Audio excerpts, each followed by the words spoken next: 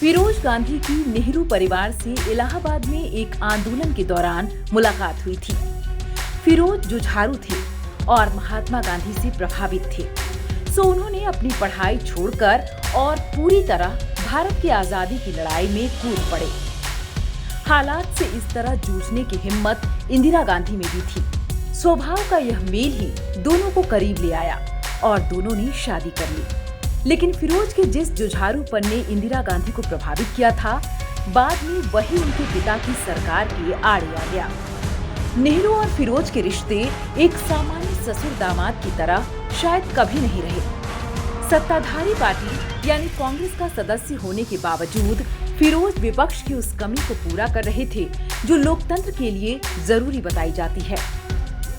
कहा जाता है कि फिरोज गांधी के कारण ही संसदीय कार्यवाही की मीडिया कवरेज मुमकिन हुई। फिरोज ने ही उस स्कैम का भी पर्दाफाश किया जिसे आजाद भारत का पहला बड़ा वित्तीय घोटाला कहा जाता है।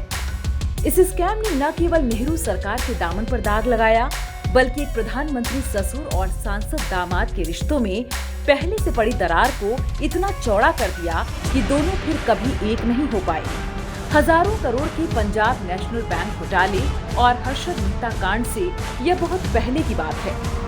रायबरेली से कांग्रेस के सांसद फिरोज गांधी ने 16 दिसंबर 1957 को संसद में यह मुद्दा उठाया। उन्होंने कहा कि सरकार ने सबसे ताकतवर वित्तीय संस्थान के रूप में LIC को बनाया है। संसद को इस पर नियंत्रण और निगरानी रखनी चाहिए। संसद में उन्होंने कोलकाता के व्यापारी हरिदास मुंद्रा की कंपनी के शेयर LIC की ओर से खरीदे जाने को लेकर सवाल उठाए। इससे पहले कांग्रेस के ही एक सांसद राम सुभाष सिंह ने भी प्राइवेट कंपनियों के शेयर खरीदने को लेकर तब के वित्त मंत्री TT कृष्णामचारी से जवाब मांगा था, लेकिन मामला टल गया। जब फिरोज ने वही सवाल किए तो एक बड़े घोटाले की परतें खुलने लगी। भारतीय जीवन बीमा निगम यानी LIC का गठन हुए तब 1 साल से कुछ अधिक ही समय हुआ था। इससे पहले देश में सैकड़ों निजी कंपनियां थीं जो जीवन बीमा का व्यापार करती। कई फ्रॉड भी हुए और तब फिरोज गांधी ही इस मामले को सदन में ले आए। जून 1956 में संसद में कानून लाकर 245 फर्म्स को मिलाकर बनाई गई LIC। इसी कारण फिरोज इस संस्था को संसद का मानते थे। इसी पर पहली चोट हरिदास मुंद्रा ने की थी। वह कोलकाता का एक व्यापारी था जिसने लाइट बल्ब बेचने से करियर शुरू किया और जल्द ही शेयर बाजार के धंधे में आ गया।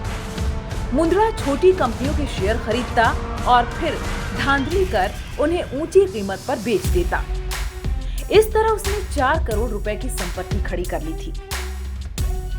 शेयर मार्केट में पैसा लगाने वालों को फांसते फांसते LIC को एक बड़े घोटाले में फंसा देने की उसकी कहानी बेहद शातिर है। तब के अखबारों में महीनों तक छन छन कर आती रही रिपोर्ट बताती हैं कि मुंद्रा ने पूरा खेल बाजार को गिरने से बचाने के नाम पर खेला। इस घोटाले की नींव पड़ी जून 1957 में। तब वित्त मंत्री कृष्णामचारी एक कार्यक्रम के सिलसिले में कोलकाता गए थे। साथ में थे वित्त सचिव HM पटेल। मुंद्रा ने एक दिन पटेल से मिलकर अपनी आर्थिक कठिनाइयां बताई। उसने कहा कि उस पर शेयर ब्रोकर्स और बैंकों का करोड़ों रुपए का कर्ज है। वह अपने शेयर बेचना चाहता है, लेकिन ऐसा करने से मार्केट एकाएक नीचे आ जाएगा। अगर LIC उसकी कंपनी के शेयर खरीद ले तो संकट टल सकता है। बताते हैं कि कुछ चिट्ठियां लिखी गईं और जल्द ही मुंद्रा की 6 कंपनियों के करीब 1.25 करोड़ रुपए के शेयर भारतीय जीवन बीमा निगम ने खरीद लिए। यहाँ तक कि कहानी में किसी घोटाले की बू नहीं आती। मुंद्रा ने असली खेल यहीं से शुरू किया। तब ऑनलाइन ट्रांजैक्शन का जमाना नहीं था। शेयरों का ट्रांसफर फिजिकल रूप में होता था। अव्वल तो मुंद्रा ने जिस दिन शेयर बेचने का प्रस्ताव रखा था, उसके 2 दिन बाद शेयर बेचे। इन 2 दिनों में उसका भाव 7 लाख रुपए बढ़ गया था। फिर उसने सरकारी कंपनी को जो शेयर सर्टिफिकेट दिए वे ओरिजिनल न होकर फोटोकॉपी थे। ओरिजिनल सर्टिफिकेट को कहीं और गिरवे रखकर मुंद्रा पहले ही पैसे उठा चुका था। शेयरों की इस खरीद में एक गड़बड़झाला और हुआ। LIC में एक कमेटी होती थी जो निवेश को लेकर फैसले करती। इस मामले में कमेटी की रजामंदी भी नहीं ली गई थी। ये बातें धीरे धीरे जनता तक पहुंची। इसको लेकर नेहरू सरकार एक बड़ी मुसीबत में थी। इस पर फिरोज गांधी की आवाज ने बाकी कसर भी पूरी कर दी। जवाहरलाल नेहरू चाहते थे कि केस को शांतिपूर्वक निपटा दिया जाए, लेकिन संसद में फिरोज के तेवरों ने कांग्रेस सरकार को बैकफुट पर ला दिया।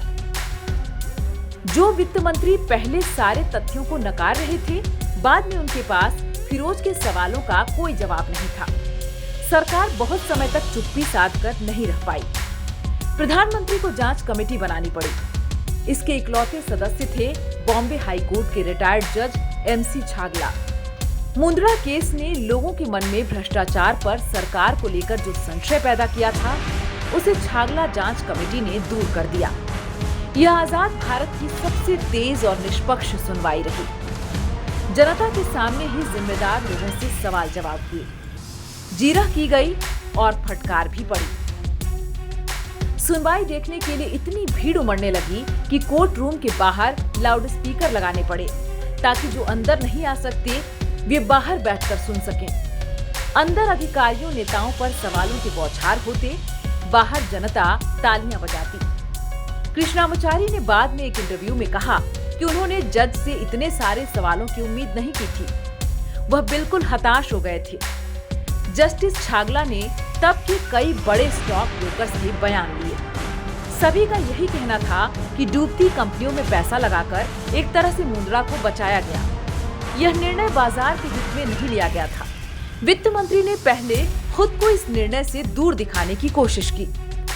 उनका कहना था कि निवेश का फैसला वित्त सचिव का था, लेकिन जस्टिस छागला ने इसे नहीं माना। उन्हें केवल 24 दिन लगे जांच पूरी करके रिपोर्ट तैयार करने में। आखिरकार कृष्णामाचारी को पद से इस्तीफा देना पड़ा। मुंद्रा दिल्ली के एक होटल से गिरफ्तार हुआ और उसे 22 साल की सजा हुई। यह ब्यूरोक्रेसी, राजनेता और चालबाज व्यापारी की भ्रष्ट तिकड़ी का पहला केस था। इसके बाद भी देश ने करप्शन के कई मामले देखे, लेकिन न तो फिरोज गांधी जैसी आवाज थी जो अपनी ही सरकार को कटघरे में खड़ा कर दे, और न ही जस्टिस छागला जैसी कमेटी जो ताबड़तोड़ फैसले सुनाए।